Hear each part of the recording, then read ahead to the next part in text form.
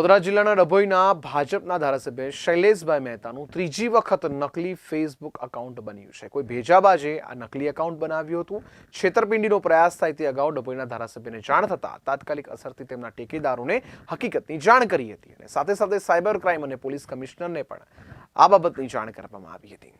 વડોદરા શહેરના જાણીતા ભાજપના અને કોંગ્રેસના કેટલાક આગેવાનોના ફેક ફેસબુક એકાઉન્ટ બનાવી કેટલાક ભેજાબાજો દ્વારા છેતરપિંડી કરી હોવાના કિસ્સાઓ બન્યા છે। તાજેતરમાં પણ ભાજપના એક મહિલા કોર્પોરેટરનું ફેક એકાઉન્ટ બનાવવામાં આવ્યું હતું અને ઠગાઈનો પ્રયાસ થયો હતો અને એ જ રીતે આજે ડભોઈના ધારાસભ્યના નામથી નકલી ફેસબુક એકાઉન્ટ બનાવી છેતરપિંડીનો પ્રયાસ થાય તે અગાઉ જ ડભોઈના ધારાસભ્યના ટેકેદારોએ તેમનું ધ્યાન દોર્યું હતું કે તમારા ફેસબુક એકાઉન્ટમાં સ્પેલિંગ ભૂલ છે, જેથી આ નકલી ફેસબુક એકાઉન્ટ હોય તેમ લાગી રહ્યું છે।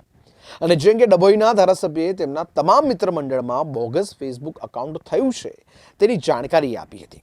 આ અંગે ડભોઈના ધારાસભ્યએ પોલીસ કમિશનર અને સાયબર ક્રાઇમમાં જાણ કરી છે અને આવા તત્વોને ઝડપી પાડવા માંગણી કરી છે।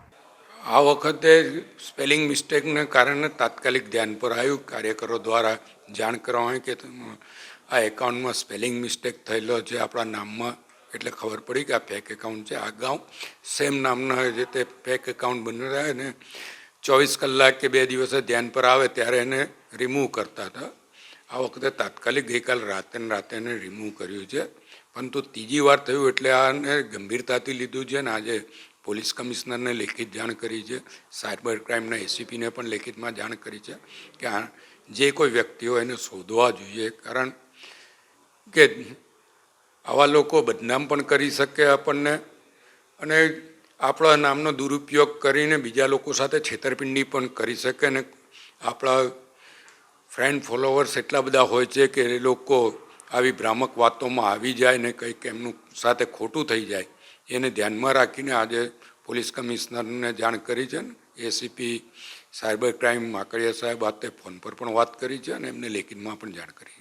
આમાં કોઈ પણ મોટા નેતાના નામથી કોઈ વાત કરે તો પણ જે તે વોટ્સઅપ પર પણ વિચારીને કે ભાઈ આ ખરેખર એમનો જ નંબર છે એ ચેક કરવો, ખાલી ફોટા ઉપર કે ડીપી પર જોયા વગર એમનો નંબર પણ ચેક કરવો જોઈએ।